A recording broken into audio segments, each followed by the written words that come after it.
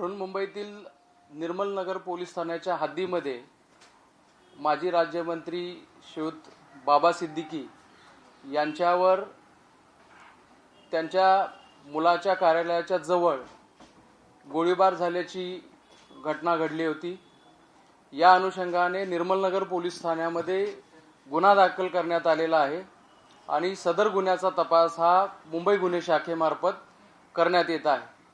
ही घटना घडल्यानंतर तात्काळ तेथे उपस्थित असणारे पोलीस अधिकारी राजेंद्र दाभाडे एपीआय राजेंद्र दाभाडे आणि त्यांच्या सोबतचे कर्मचारी यांनी अतिशय धाडस दाखवत घटनास्थळावरच 2 आरोपितांना पकडण्यात यश मिळवलेलं आहे। या दोन्ही आरोपितांकडे फायर आर्म्स असल्याची माहिती असताना सुद्धा स्वतःचा जीव धोक्यामध्ये घालून एपीआय दाभाडे आणि त्यांच्या टीमने अतिशय कौतुकास्पद काम करत या 2 आरोपितांना तात्काळ पकडलेला आहे। घटनास्थळावरून एक आरोपित पळून जाण्यामध्ये यशस्वी झालेला आहे। तो तसेच इतर आरोपितांचा याच्यामध्ये असणारा रोल याबाबत गुन्हे शाखेमार्फत पुढील तपास करण्यात येत आहे आणि या गुन्ह्याचा तपास हा प्रत्येक अँगलने आम्ही करत आहोत। आता हिंदीमध्ये देऊ।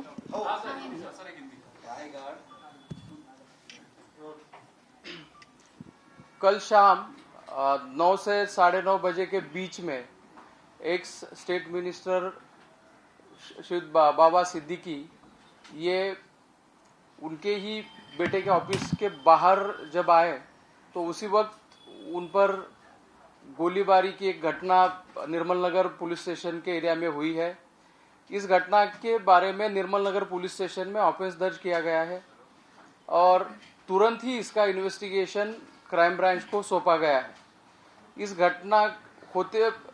घटना के तुरंत बाद जो भी पुलिस वहां पे मौके पे मौजूद थी, इसमें निर्मल नगर पुलिस स्टेशन के एपीआई दाभाडे और उनके साथ के अधिकारी और कर्मचारियों ने बहुत ही बड़ा साहस दिखाते हुए इमीडिएटली एक्शन लेते हुए 2 एक्यूज को स्पॉट पे ही पकड़ने में सफलता उनको मिली है और इस ऑफेंस का भी इन्वेस्टिगेशन क्राइम ब्रांच की तरफ से हर एक एंगल से किया जा रहा है। सर बरामद क्या हुआ है?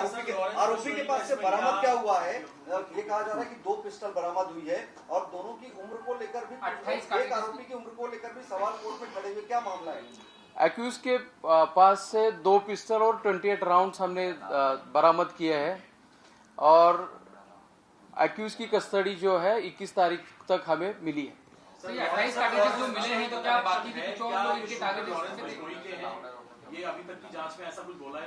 इस हादसे में इस घटना में लॉरेंस बिश्नोई गैंग का जो रोल है उसके बारे में हम इन्वेस्टिगेशन कर रहे हैं। सर त्यांना कोणत्या प्रकारची सुरक्षा समझा सकते हैं कि एग्जैक्टली हुआ क्या था वहां पर? बाबा सिद्दीकी क्या वहां पर कोई इवेंट अटेंड करने गए थे, उसके बाद वो अपने बेटे के दफ्तर की तरफ जा रहे थे, उस दौरान उन पर फायरिंग हुई है? गरबा का कोई इवेंट अटेंड करने गए थे?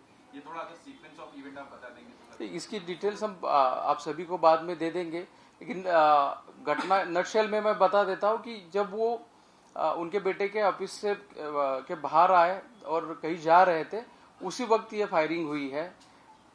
हमलावर जो थे वो 3 थे, उसमें से 2 हमलावरों को तुरंत ही पकड़ने में हमारी मुंबई पुलिस के ऑफिसर्स और कर्मचारियों को सफलता मिली है।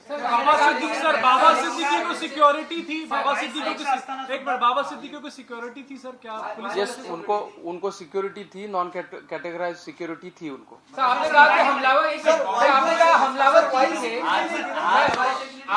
हमलावर 3 थे, लेकिन एक बोलिए प्लीज। सर आपने कहा कि जो प्रोटेक्शन होता है वो था उनको, या Y+ कैटेगरी की सिक्योरिटी सुरक्षा बताया जा रहा है? जैसे कि मैंने कहा, उनको कैटेगराइज प्रोटेक्शन नहीं था, लेकिन 3 लोग उनके प्रोटेक्शन के लिए दिए गए थे। सर आपने कहा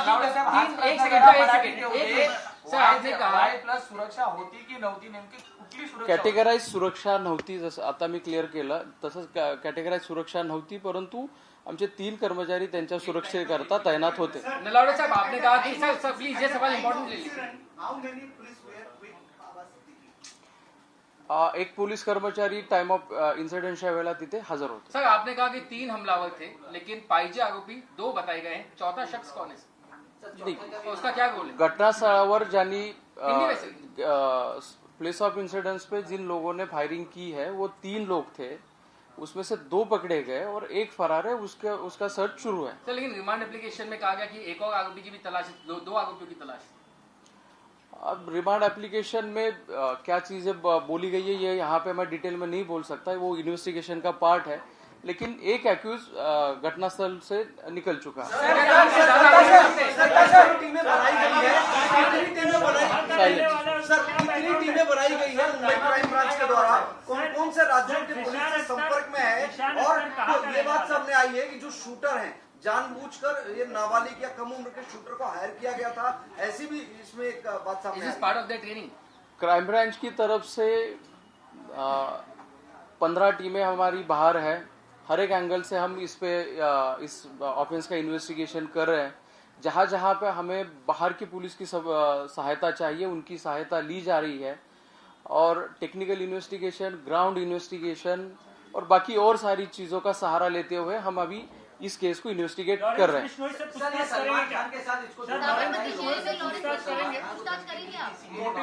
जैसे कि आप अभी बोल रहे हैं कि लॉरेंस बिश्नोई या फिर सलमान खान या फिर और भी कोई एंगल होगा, तो इन सभी एंगल से हम जांच कर रहे हैं. क्या कोई थ्रेट था सर? कहाँ का रहने वाला बाबा सिद्दीकी को? सर जिशान अख्तर कहाँ का रहने वाला है? उसका बैकग्राउंड क्या है? क्रिमिनल बैकग्राउंड क्या है?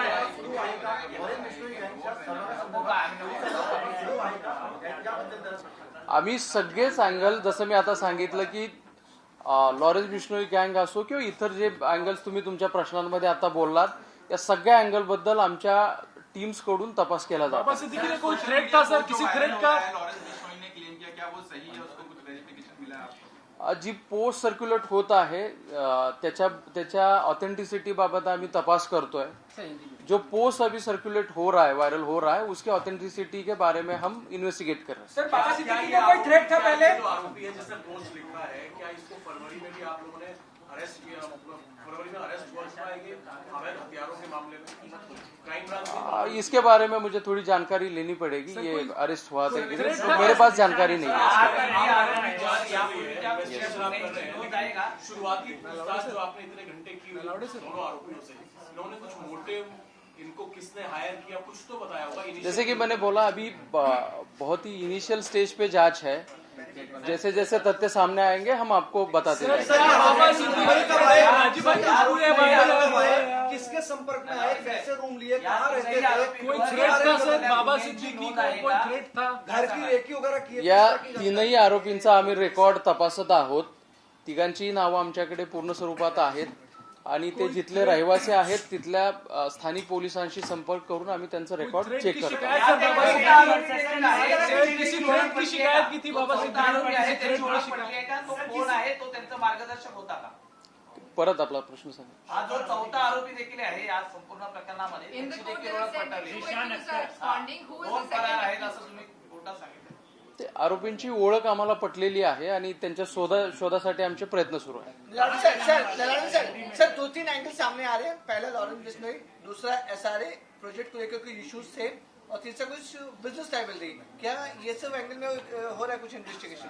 आपने जैसे कि मैंने अभी कहा, जितने भी एंगल्स आपने बोले हैं इन सभी एंगल से हम इन्वेस्टिगेट कर रहे हैं. जैसे जैसे इन्वेस्टिगेशन प्रोग्रेस होगा वैसे वैसे हम आपको बता देंगे. मुंबई में कहीं रह रहे थे, पहले से आए हुए थे, कब से आए थे, कोई जानकारी स्पेसिफिक कि ये किसके जरिए, किसके संपर्क से मुंबई आए, कहाँ रह रहे थे, क्या उन्होंने रेकी भी की थी, कुछ जानकारी डिटेल में सर थोड़ा सा. एक्यूज कब मुंबई में आए थे, कहाँ रह रहे थे, कौन से लोगों ने उनको मदद की या फिर किसने पैसे प्रोवाइड किए, लॉजिस्टिकल सपोर्ट किसने दिया, इन सभी एंगल से हम इन्वेस्टिगेट कर रहे हैं. एक खबर सर, एक खबर ये चल रही है. एक खबर ये चल रही है कि आरोपियों ने पूछताछ में ये कबूला कि वो लॉरेंस बिश्नोई गैंग से उनका कनेक्शन है. क्या आप इसे कंफर्म या डिनाई कर सकते हैं? जैसे कि मैंने अभी बोला कि हर एक एंगल से हम इन्वेस्टिगेट कर रहे हैं. जैसे ही गैंग का एंगल हो या फिर और कोई एंगल हो, इसके बारे में हम आपको बताएंगे. Thank you.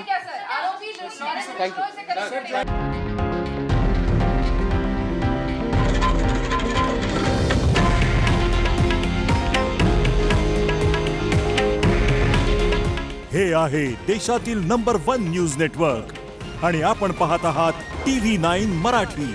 काळजी तुमची, हित महाराष्ट्राचं.